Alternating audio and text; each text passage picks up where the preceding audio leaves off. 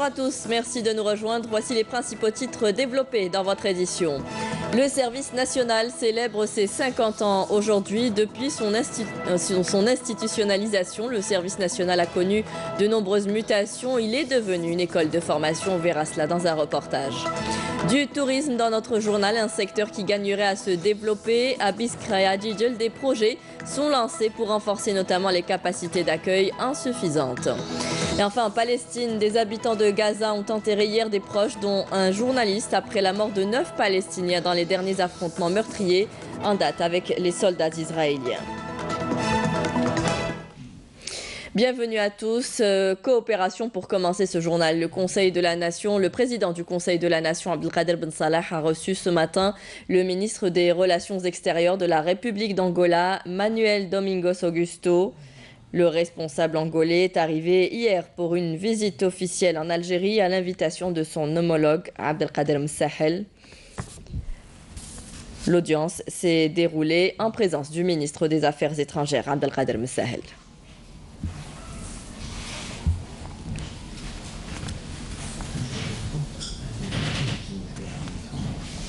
Le Premier ministre Ahmedou Yahya a également reçu Manuel Domingos Augusto, ministre des Relations extérieures de la République d'Angola, porteur d'un message au président de la République, Abdelaziz Bouteflika.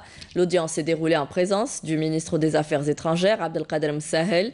Le ministre angolais avait tenu hier une séance de travail avec son homologue des Affaires étrangères, à l'issue de laquelle il a relevé, dans une déclaration à la presse, l'existence d'un grand potentiel d'échange entre l'Algérie et son pays, soulignant l'importance de rehausser la coopération économique au niveau des relations politiques liant les deux pays. Le ministre angolais des Relations extérieures a également été reçu ce matin par le ministre de l'Énergie, Mostafa Guitouni.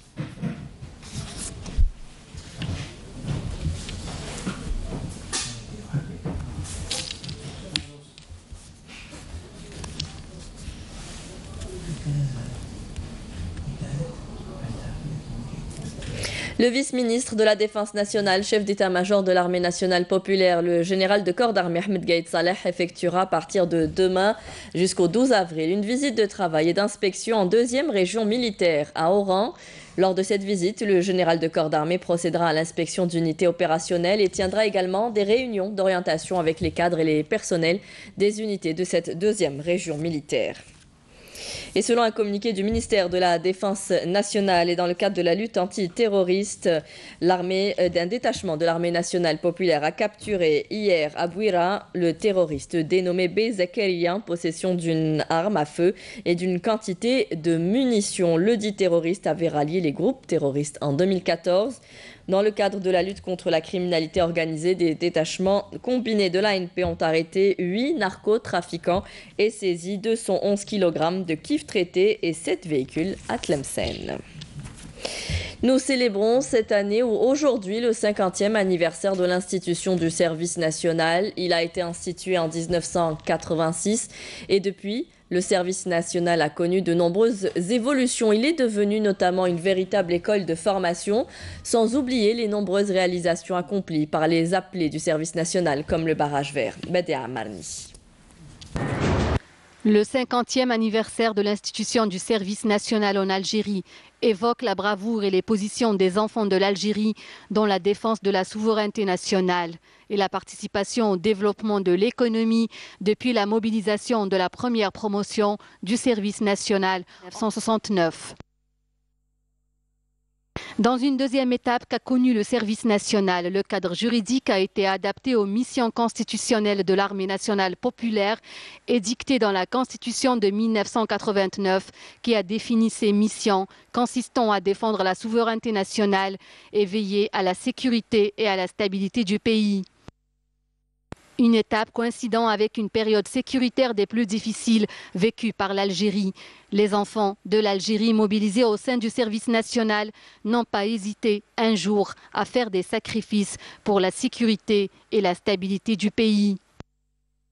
Depuis 1999, la loi du service national a connu une étape d'étude approfondie pour l'édification d'une armée forte basée sur une force jeune et opérationnelle.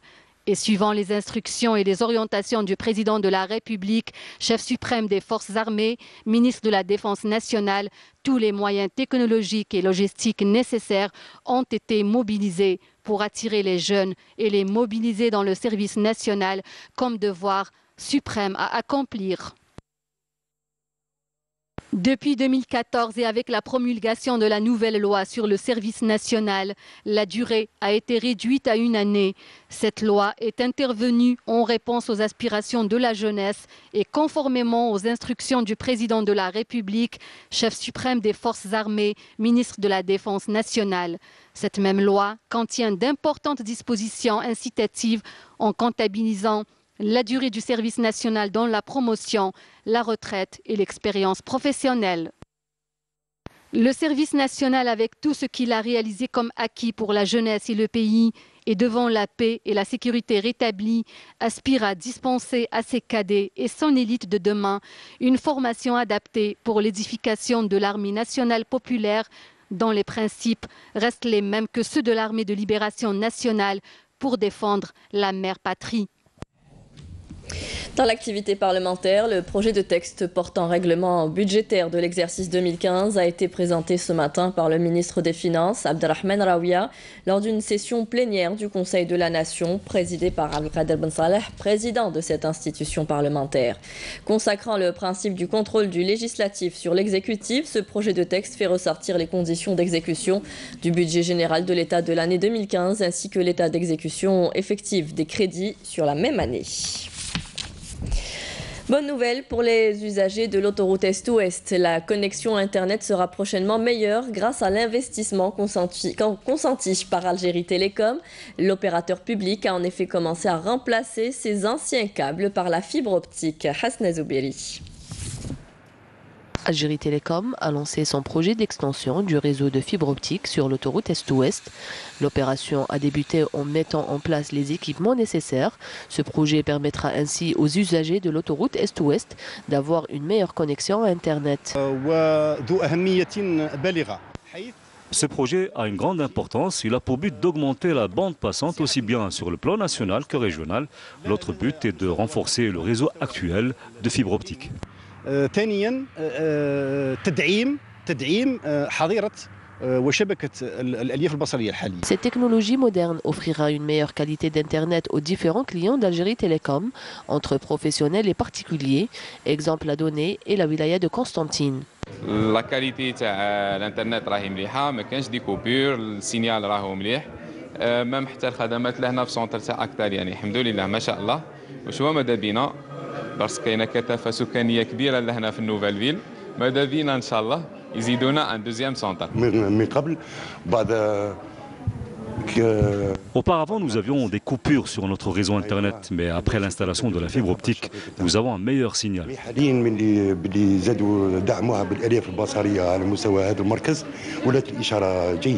Algérie Télécom continue à relever les défis en inscrivant de grands projets dans son programme d'investissement à moyen terme afin de mieux répondre aux besoins de ses clients.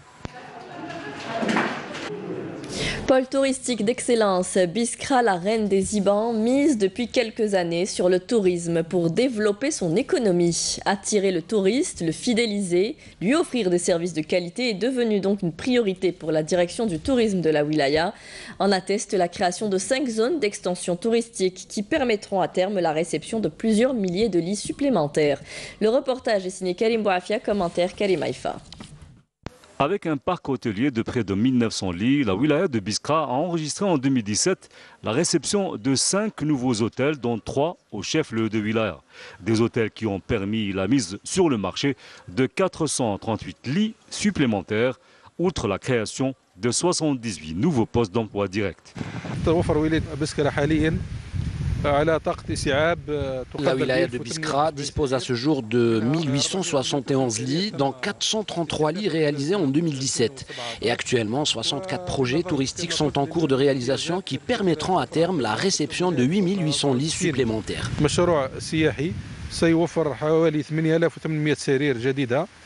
Du tourisme de loisirs au tourisme à caractère thermal en passant par le tourisme oasien, la région de Biskra a plein d'atouts pour attirer plus de touristes. La wilaya vient à ce sujet d'adopter un nouveau plan d'occupation du sol réservé aux stations thermales. Ici, nous avons un hôtel de 44 chambres, à côté duquel nous avons construit un deuxième hôtel de 26 chambres. Sans oublier 24 bungalows, un hammam et 2 piscines, une pour les hommes et l'autre pour les femmes. Ce complexe, comme vous le voyez, fait partie d'un méga projet qu'on appelle ici les Jardins des Ibans. C'est un complexe dédié aux jeux aquatiques d'une capacité de plus de 2000 visiteurs par jour.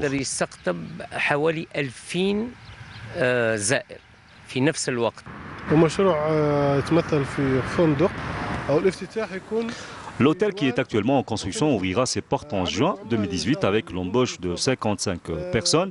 Un projet sorti de terre grâce notamment aux facilitations de l'administration locale et des banques avec des taux d'intérêt très intéressants qui nous ont encouragés à investir dans ce créneau. Avec ces 4 sources thermales importantes en attendant la mise en service de 4 autres à la fin de l'année, la wilaya de Biskra possède un potentiel touristique remarquable, une valeur ajoutée pour l'économie locale qui pourrait créer des milliers d'emplois une fois tous ces projets achevés. Djidjel, autre région à gros potentiel touristique, elle accueille de nombreux touristes durant la saison estivale, mais ses capacités hôtelières sont insuffisantes malgré ses 2000 lits. Plusieurs projets de jeunes promoteurs ont reçu l'aval, mais la priorité a été donnée aux investisseurs. Nsrine Ben Saidi. Avec un littoral de 120 km et une côte paradisiaque qui attire des centaines de touristes chaque année, désireux de profiter de ses belles plages et de son beau paysage, la wilaya de Djidjel totalise 26 hôtels pour une capacité d'accueil de 2000 lits. En dépit de son grand potentiel touristique, la région enregistre quand même un grand manque en ce qui concerne les infrastructures touristiques. La wilaya de Djidjel est une très belle région, mais ces dernières années, la région a enregistré un manque en ce qui concerne les infrastructures hôtelières. Si on veut que cette wilaya soit une wilaya touristique par excellence, il faut absolument créer des infrastructures hôtelières afin de développer le tourisme ici. وتخدم وتطور يعني الولايه. Je suis un jeune qui a investi dans le domaine du tourisme avec mes propres moyens. Je vise à développer cette activité afin d'attirer de plus en plus de visiteurs. Nous avons aussi beaucoup de projets fructueux que j'espère concrétiser prochainement. La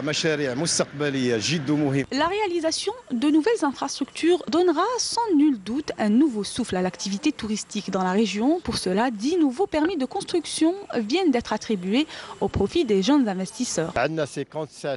Nous avons un projet de 57 bungalows et des villages touristiques. Nous avons obtenu un permis de construction en 2013.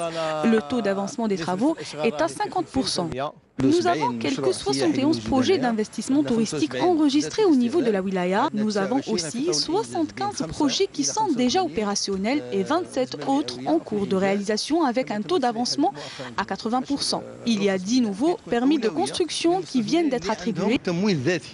La wilaya de Djidjel a toutes les potentialités susceptibles de promouvoir un développement touristique durable, à condition que les investisseurs s'y mettent pour impulser l'économie locale, régionale, voire même nationale. Santé, l'hôpital de Ain Tedles de Mostaganem se dote d'un nouveau service à destination des malades atteints d'insuffisance rénale, une nouvelle infrastructure qui met un terme à des années de calvaire vécues par les patients afin de bénéficier de leur hémodialyse. Menel Boutouaba. Avec 16 appareils d'hémodialyse et 2 salles de soins de 16 lits chacune, ce nouveau service dédié aux insuffisants rénaux, créé au sein même de l'hôpital Ain Tedles de Mostaganem, épargne bien des soucis aux personnes atteintes de cette maladie, contraintes avant de parcourir des kilomètres et d'attendre plusieurs heures, voire de passer la journée pour leur hémodialyse. On reçoit dans les 45 patients par jour. Nous avons des patients qui viennent des communes de Bouguerat, Sirat, Mesra, Ain Sidi Chérif. Au sein même de ce service, une salle est réservée aux urgences et les 2 autres aux opérations d'hémodialyse quotidiennes.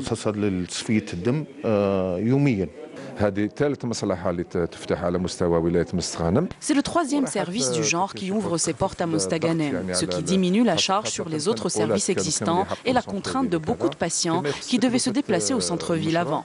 Ce projet a coûté 100 millions de dinars, donc 10 milliards de centimes, entre bâtisses et appareillage. Pour les patients dont la maladie est déjà un fardeau assez lourd à porter, cette nouvelle structure est une véritable bouffée d'oxygène. C'est une excellente initiative. La structure vers laquelle on se déplaçait avant était vétuste et les machines souvent en panne. Donc, pour nous, ces nouvelles machines sont une bénédiction. J'étais obligée de me lever à 4 heures du matin pour attendre mon tour. Aujourd'hui, je suis passée directement, sans délai d'attente. Dieu merci. Le personnel s'occupe bien de nous. Ils sont aux petits soins, matin et soir. On ne manque de rien. De nouveaux projets qui entrent dans le cadre des efforts consentis par les autorités locales pour améliorer la couverture sanitaire des patients, notamment ceux atteints de maladies lourdes et chroniques. Des livres ludiques pour un meilleur apprentissage basés sur la méthode Montessori. Voilà ce qu'on vous fait découvrir ce matin. Des jeunes se sont lancés dans la création de ces livres où l'enfant doit faire appel à plusieurs sens, notamment la vision et le toucher. Des ouvrages très colorés qui appellent aussi à l'interaction. Ils peuvent également aider pour les enfants atteints du syndrome de l'autisme. Mounana Welhamoudi. Apprendre tout en s'amusant, une technique mise en avant dans ce livre interactif conçu dans cet atelier. Un ouvrage qui offre des activités ludiques visant à développer les fonctions mentales et motrices, mais aussi à assurer la rééducation orthophonique chez les enfants souffrant d'autisme. Ce livre, conçu en coopération avec des spécialistes de l'éducation ainsi que des orthophonistes, s'appuie principalement sur la pédagogie Montessori, qui repose sur l'éducation sensorielle et kinesthésique de l'enfant. De ce fait, l'enfant apprend par le concret. Quand l'enfant saisit les objets avec la main, le geste est ancré dans sa mémoire. Cette méthode permet à l'enfant d'apprendre sans pression. Innovant et passionnant, le développement de ces programmes interactifs attire plus d'un. Ces dames s'adonnent avec enthousiasme à la confection des objets qui serviront dans l'ouvrage.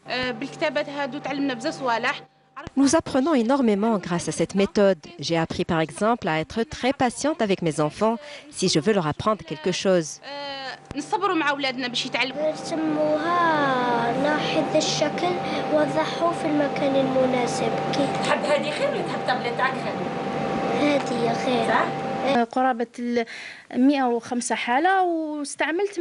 J'ai déjà eu l'occasion de traiter plus de 100 cas où j'ai utilisé ces méthodes interactives. À travers les images et les couleurs qu'il renferme, l'ouvrage aide beaucoup l'enfant autiste qui est un penseur visuel, c'est-à-dire qu'il réfléchit à travers la vue. En voyant toutes ces couleurs et à travers le toucher, les sons et le mouvement des images, l'enfant autiste se calme et son humeur devient meilleure car il est soulagé. Cette méthode aide l'enfant autiste à retrouver la compétence du jeu.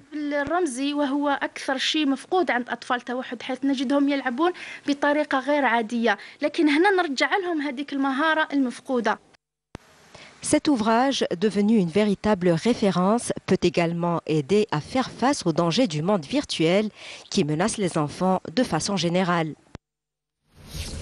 À l'étranger, des habitants de la bande de Gaza enterrés hier des proches tués par balle la veille par l'armée israélienne à la frontière entre Gaza et Israël lors d'une nouvelle journée de protestation qui a fait 9 morts palestiniens dont un journaliste. C'est en bref et résumé ce matin par Naïma Haouch. Au moins 9 Palestiniens ont été tués et près de 500 blessés ce vendredi par des soldats israéliens lors de protestations près de la frontière entre Gaza et Israël, une semaine après la mort de 19 Palestiniens lors de manifestations pacifiques. Des milliers de personnes se sont rassemblées hier à Londres pour protester contre les tirs des soldats de l'occupation et pour soutenir le droit de retour des dizaines de milliers de réfugiés palestiniens chassés de chez eux. La grande marche du retour entamée le 30 mars dernier par des dizaines de milliers de Palestiniens est une protestation inédite prévoyant des rassemblements et campements durant 6 semaines à la frontière entre Israël et la bande de Gaza. La Russie a affirmé que le gouvernement syrien n'a pas employé d'armes chimiques lors de ses raids contre les groupes terroristes armés à Douma dans la Ghouta orientale, contrairement à ce que soupçonnent les États-Unis. Le gouvernement a lancé le 18 février dernier une offensive sur la Ghouta avec l'objectif de reprendre aux groupes terroristes armés les zones qu'ils contrôlaient. Après des semaines de bombardements intenses, deux groupes rebelles ont négocié leur évacuation vers des secteurs du nord du pays qui étaient sous leur domination, permettant aux forces gouvernementales de reprendre 95% de la Ghouta orientale. Quelques éléments du groupe Jaish al-Islam sont toujours tranchés dans le district de Douma. Lui, Inácio Lula da Silva, l'ex-président brésilien, a commencé à purger hier sa peine de prison de plus de 12 ans pour corruption devant des milliers de sympathisants, tout en clamant de nouveau son innocence. Au terme de plusieurs jours mouvementés, cette fin marque la chute de cette figure de la gauche mondiale et grand favori de la présidentielle d'octobre prochain. Il y a le feu à la Trump Tower. Un incendie s'est déclaré hier au 50e étage de ce gratte-ciel de New York, un des plus célèbres de Manhattan, qui appartient au président américain Donald Trump. Un homme de 67 ans est mort et 4 personnes ont été blessées dans l'incendie dont on ignore encore les causes. Et on terminera avec un mot de sport. Dans le cadre des 16e de finale de la Coupe de la Confédération, le CR Belouizdad affrontera aujourd'hui l'ASEC Mimosa de la Côte d'Ivoire à 15h. Les matchs retour se joueront les 17 et 18 avril. Hier, l'USM Alger s'est incliné face à son homologue nigériane du Plateau United 1-2 en match aller disputé à Lagos au Nigeria. C'était la dernière information de ce journal. Merci à vous tous de nous avoir prêté attention. Tout de suite, vous retrouverez Amel Laribi pour les prévisions météo. Ce soir, rendez-vous avec Nadia Medessi pour le journal de 19h. Très bonne journée à tous, au revoir.